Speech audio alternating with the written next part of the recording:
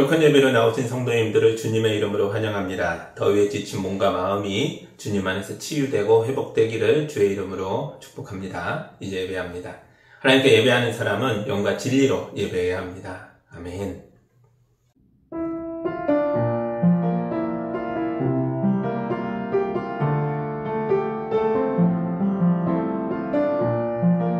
사랑의 하나님 아버지, 우리를 예배로 불러주셔서 감사합니다. 주님 안에서 자녀들의 몸과 마음이 회복되게 하여 주시고 하늘의 영광으로 임재하여 주옵소서. 기쁨 가운데 은혜가 터져 올라올 수 있는 시간들이 될 수 있도록 주의 말씀으로 먹여 주옵소서. 예수님의 이름으로 기도합니다.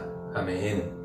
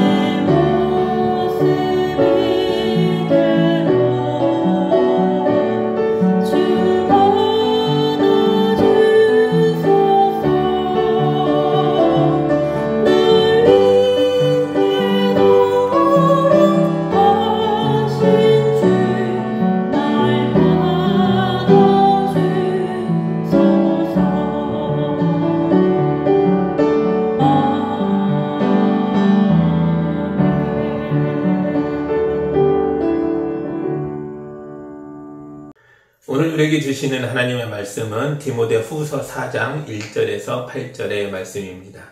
하나님의 말씀을 봉독할 때 경청하시기 바랍니다. 나는 하나님 앞과 산 사람과 죽은 사람을 심판하실 그리스도 예수 앞에서 그분의 나타나심과 그분의 나라를 두고 엄숙히 명령합니다. 그대는 말씀을 선포하십시오. 기회가 좋든지 나쁘든지 꾸준하게 힘쓰십시오. 끝까지 참고 가르치면서 책망하고 경계하고 권면하십시오. 때가 이르면 사람들이 건전한 교훈을 받으려 하지 않고 귀를 즐겁게 하는 말을 들으려고 자기네 욕심에 맞추어 스승을 모아들일 것입니다. 그들은 진리를 듣지 않고 꾸민 이야기에 귀를 기울일 것입니다. 그러나 그대는 모든 일에 정신을 차려서 고난을 참으며 전도자의 일을 하며 그대의 직무를 완수하십시오. 나는 이미 부어드리는 제물로 피를 흘릴 때가 되었고 세상을 떠날 때가 되었습니다.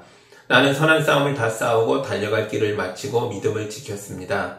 이제는 나를 위하여 의의 면류관이 마련되어 있으므로 의로운 재판장이신 주님께서 그날에 그것을 나에게 주실 것이며 나에게만이 아니라 주님께서 나타나시기를 사모하는 모든 사람에게도 주실 것입니다. 아멘. 잠깐 기도합니다.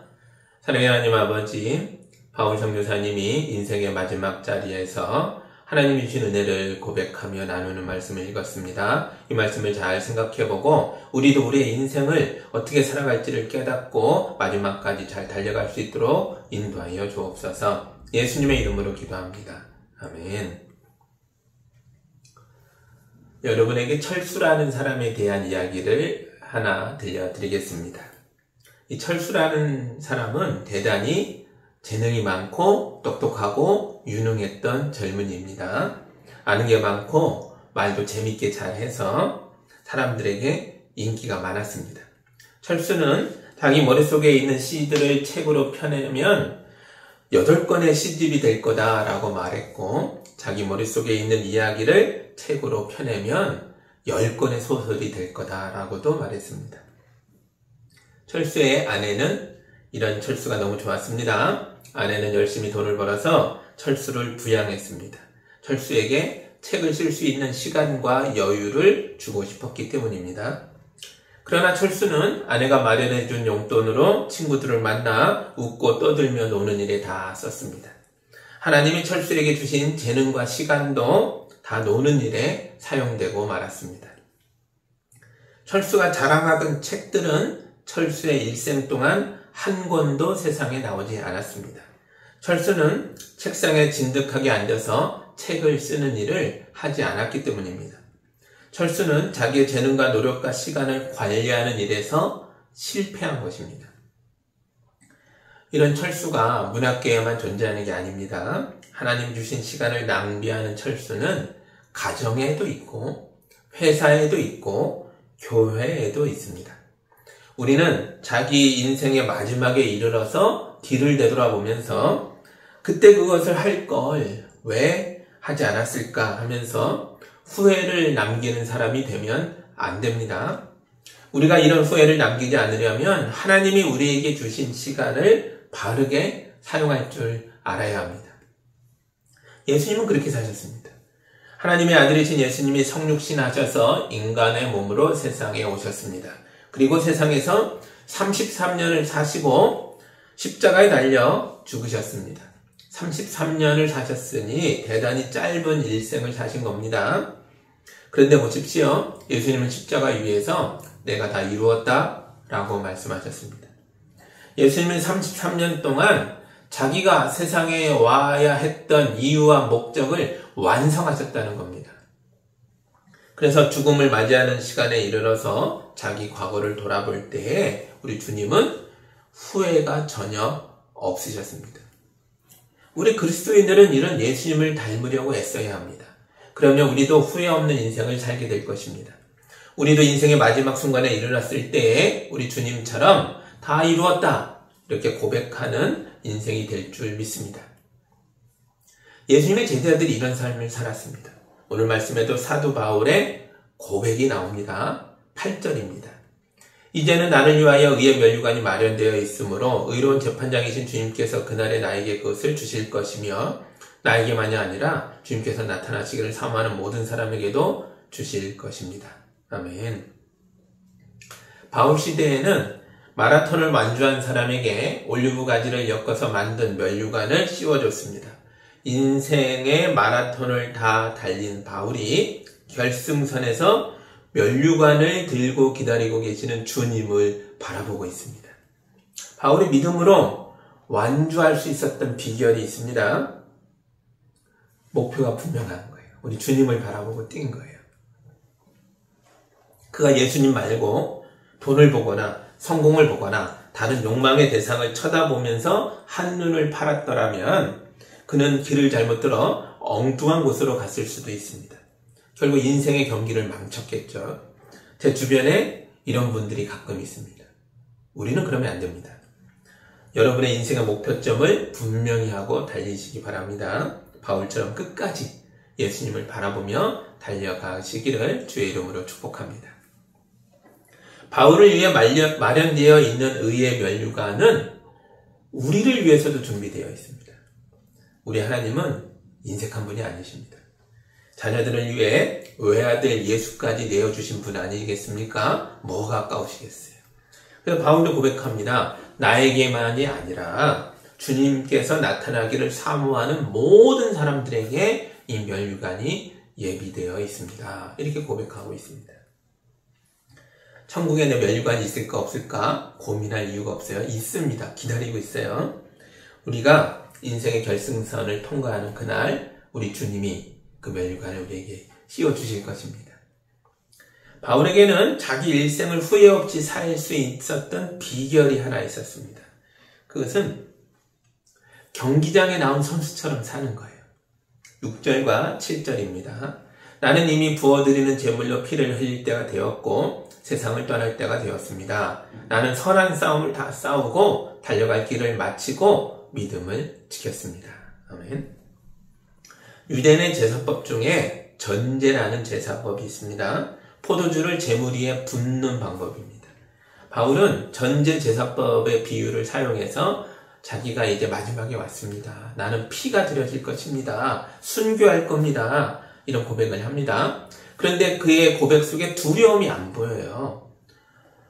그의 마음을 가득 채우고 있는 건 선한 싸움을 끝까지 잘 싸워서 인생의 경주를 완주한 자만이 가질 수 있는 자부심입니다. 잘 살아왔다. 이제 마무리가 코앞에 왔다. 잘해왔다. 라는 강한 자부심이 이 고백에 들어있습니다. 자기 일생을 선한 싸움을 하는 군인처럼 경기장에서 달리는 육상선수처럼 살았다는 거예요. 후회가 없다는 거예요. 군인과 운동선수의 공통점이 뭡니까? 절제와 훈련입니다. 훈련의 결과는 정말 놀랍습니다. 저같이 보통 사람은 파리만 날아와도 눈을 감는데요. 훈련을 통과한 권투선수들은 상대방의 주먹이 얼굴로 오는데 눈 하나 깜짝하지 않습니다. 끝까지 쳐다보죠. 이게 어떻게 가능해요? 훈련으로 절제의 과정을 통해 적응한 거예요. 몸을 거기에 맞춘 겁니다. 본능을 이긴 거예요. 훈련과 절제를 통해 몸과 마음이 준비된 사람은 중요한 순간에 결정적인 때에 진가를 발휘하게 되어 있습니다. 바울은 절제와 훈련의 가치에 대해서 아주 잘 알고 있었습니다. 고린도전서 9장 25절을 제가 읽어드리겠습니다. 경기에 나서는 사람은 모든 일에 절제를 합니다. 그런데 그들은 썩어 없어질 월계관을 얻으려고 절제를 하는 것이지만 우리는 썩지 않을 월계관을 얻으려고 하는 것입니다. 아멘. 나뭇가지로 만든 월계관을 받는 일에 대해서도 선수들이 최선을 다해서 준비해서 온다는 거예요. 그런데 우리는 의의 면류관, 썩지 않을 월계관을 받습니다. 그것을 바라보며 뛰어가는 사람들입니다. 우리는 어떤 준비가 되어 있어야 되겠습니까? 어떤 훈련을 받아야 되겠습니까? 세상의 유혹에 넘어가서는 안 됩니다. 흔들려서는 안 됩니다. 딴 길로 새도 안 됩니다. 게을러도 안 됩니다. 많은 것들을 참고 견디며 몸과 마음을 강하게 단련시켜야 하는 것입니다. 고린도전서와 디모데후서 사이에는 상당 기간의 시간 차이가 있습니다. 놀랍죠? 고린도전서의 훈련, 경계하는 자의 훈련과 면류관을 얘기했고 디모데후서에 와서도 얘기를 합니다. 고린도전서를 기록할 때 바울의 나이가 지금 제 나이와 비슷해요. 50대 중반이었습니다. 평균 수명이 높지 않았던 시대이기에 50대 중반이면 많이 살았다라는 얘기를 들을 정도로 할아버지 소리를 들을 정도예요. 그런데도 바울이 여전히 운동선수의 훈련과 절제를 얘기합니다. 나도 그렇게 살고 있다라고 고백합니다. 그리고 디모데후서가 왔을 때는 인생의 막바지 아닙니까? 거의 한 10여 년이 흘렀어요. 이제 바울은 70세가 가까운 나이입니다. 그리고 로마의 감옥에 갇혀서 순교를 기다리고 있어요. 전제처럼 피가 뿌려질 거라고 생각하고 있어요. 이때 바울이 자기의 인생을 돌아보면서 자기 인생을 한마디 문장으로 정리했습니다. 나는 선한 싸움을 다 싸우고 달려갈 길을 마치고 믿음을 지켰습니다. 아멘. 바울의 일생은 군인의 사명감과 선수의 자부심으로 가득 찼던 일생이었습니다. 바울은 하나님 주신 사명을 감당하기 위하여 절제와 훈련으로 자기 인생을 채웠습니다. 그래서 후회 없는 일생을 살았다라고 고백하고 있습니다. 여러분, 신앙에는 은퇴라는 게 없습니다. 우리는 일생의 마지막 결승선을 통과하는 그 날까지 우리에게 주어진 인생을 선한 싸움으로 싸워나가고 달려갈 길을 완주하는 것입니다. 여러분 모두 하나님 주신 일생의 시간을 마지막까지 열심히 달려서 마침내 의의 면류관을 받게 되기를 우리 주님의 이름으로 축복합니다. 아멘. 바울은 아들 같은 디모데에게 경건의 훈련을 받으라 라고 말하고 있습니다. 우리도 경건의 훈련을 받아야 합니다. 그래야 의의 면류관을 받을 수 있습니다. 그런데 경건의 훈련이라는 게 뭘까요? 경건의 훈련은 어떻게 받는 걸까요? 경건의 훈련을 받으라고 하면 사람들이 큐티를 많이 떠올립니다. 큐티가 뭐예요? quiet time, 조용한 시간. 조용한 시간에 말씀 읽고 묵상하고 기도하는 것. 이걸 경건의 훈련이라고 말하는 분들이 많이 있습니다. 물론 이것도 경건 훈련의 일부겠죠. 그런데 바울이 디모데에게 말하는 경건의 훈련은 머리와 마음으로 하는 훈련이 아니었습니다. 바울은 몸으로 받으라 이렇게 얘기합니다. 디모데 전서 4장 7절을 제가 읽어드리겠습니다. 저속하고 헛된 꾸며낸 이야기들을 물리치십시오. 경건에 이르도록 몸을 훈련하십시오. 아멘. 바울이 말하는 경건은 몸으로 훈련하는 거예요. 생각이나 마음에 이런 명상 이런 게 아니라고요. 그래서 이런 훈련은 골방에서 받는 게 아니에요. 바울은 세상에 나가서 믿지 않는 사람들 앞에서 복음으로 그들이 말하는 헛된 이야기들을 물리치는 경험을 하라는 거예요. 이게 경건의 훈련이라고 말합니다. 그래서 몸으로 받는 훈련이라고 하는 거예요. 몸으로 하는 경건의 훈련에 대해서 오늘 본문에도 나옵니다. 조금 더 구체적으로 말해주고 있습니다. 3절에서 5절입니다. 때가 이르면 사람들이 건전한 교훈을 받으려 하지 않고 귀를 즐겁게 하는 말을 들으려고 자기네 욕심에 맞추어 스승을 모아들일 것입니다. 그들은 진리를 듣지 않고 꾸민 이야기에 귀를 기울일 것입니다. 그러나 그대는 모든 일에 정신을 차려서 고난을 참으며 전도자의 일을 하며 그대의 직무를 완수하십시오. 아멘. 진리를 거부하고 꾸민 이야기, 허탄한 이야기에 귀 기울이는 사람들 앞에서 복음을 선포해라. 몸으로 하나님의 일을 해라. 고난을 참으라. 전도자의 일을 해라. 하나님 우리에게 주신 직무를 완수해라. 이게 진짜 경건이고 진짜 경건의 훈련이다. 이렇게 말하고 있습니다. 세상에 장인이라고 불리는 사람들이 있습니다. 우리는 특정 분야에서 놀라운 수준에 이른 사람들을 가리켜서 장인이다 라고 말합니다. 이런 장인들의 손은 보통 손이 아닙니다. 보기엔 똑같아 보여도 많이 다릅니다. 초밥의 장인이 밥 한 덩이를 움켜잡으면 밥알이 몇 개인지를 맞춥니다. 새우젓을 담그는 장인이 그날의 기온과 공기 중의 습도까지 감안해서 소금을 얼마 칠지를 결정합니다. 맨날 똑같이 넣는 게 아니에요. 도자기 장인은 가마에 불을 뗄 때 작은 불구멍으로 들여다보면서 장작을 넣었다 뺐다 하면서 때로는 활활 타게 하고 때로는 은은하게 열기를 넣습니다. 그냥 되는 게 아니죠. 다 손으로 합니다. 이런 훈련은 골방에서 하는 훈련이 아니죠. 마음속으로 하는 훈련이 아닙니다. 주방에 들어가서 실제로 초밥을 만들고 토불에서 진짜로 소금 뿌려 새우젓을 담그고 도자기 가마에서 뜨겁게 불을 떼가면서 훈련하는 겁니다. 그래야 평범했던 손이 생각하는 손으로 바뀔 수 있습니다.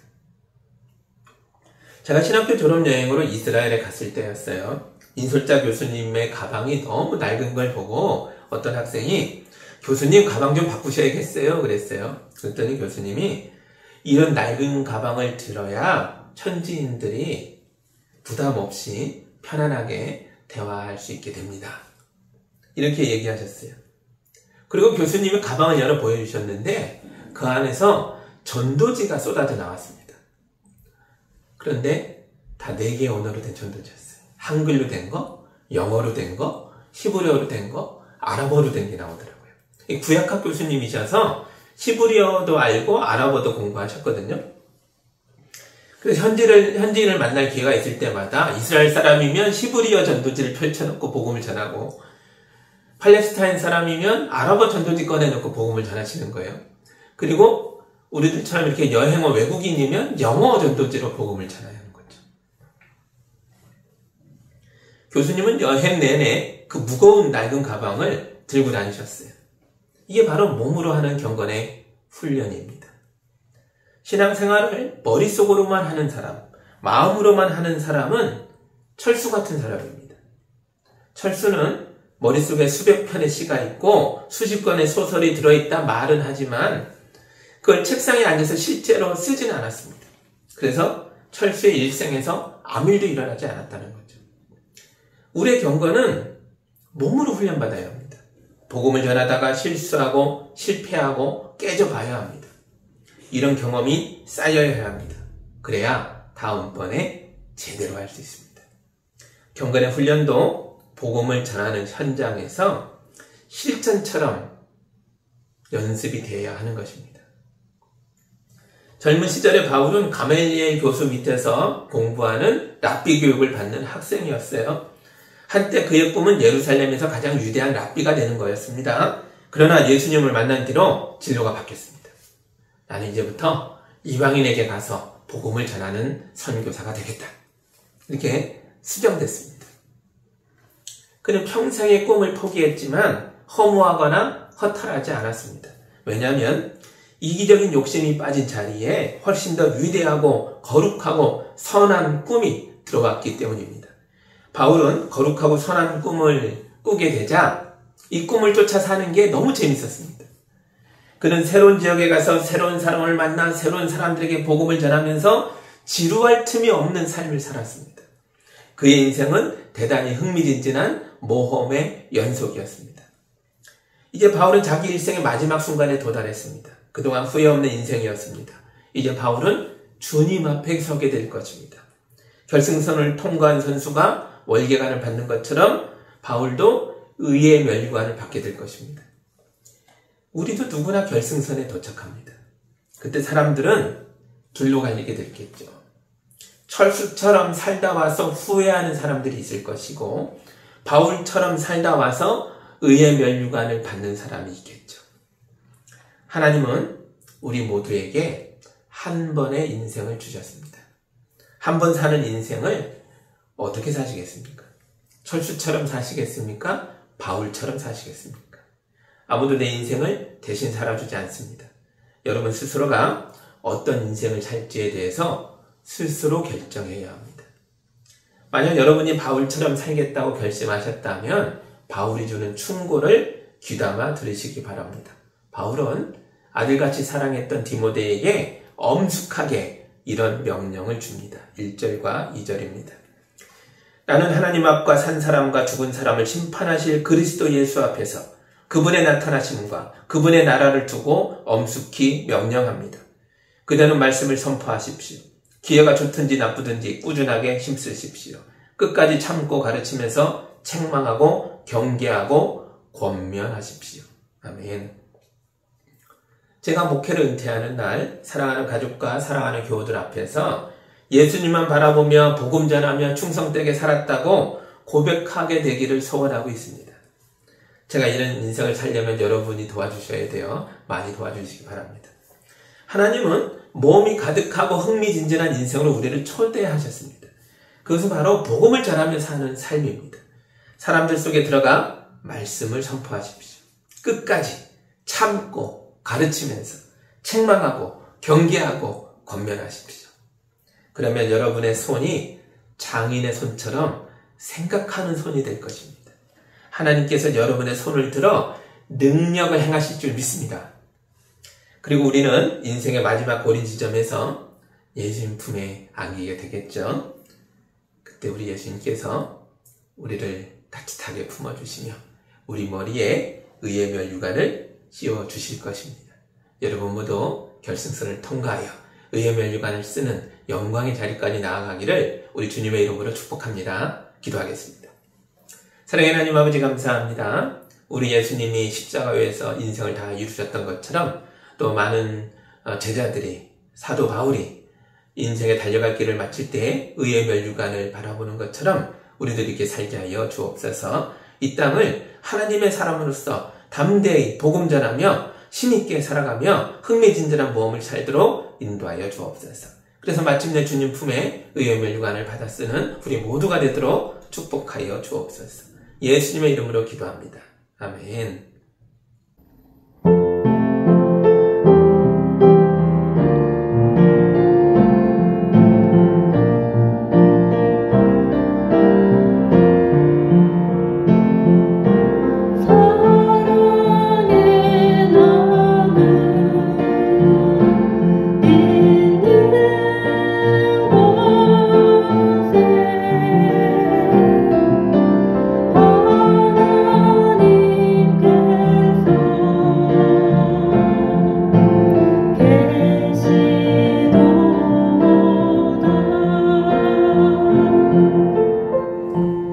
사랑하는 하나님 아버지, 우리 성도들이 거룩한 예물을 올려드렸습니다.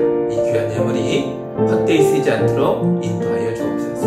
하나님 기뻐하시는 일에 거룩하게 쓰여 많은 생명을 살리게 하시고 주님의 몸인 교회가 반석 위에 서게 하시고 온 성도들이 기뻐하며 다음 세대를 잘 길러내는 데에 아름답게 쓰이도록 축복하여 주옵소서. 예수님의 이름으로 기도합니다. 아멘.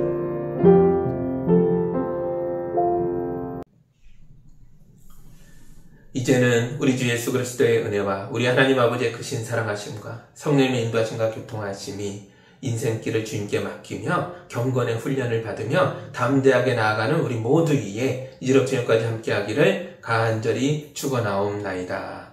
아멘.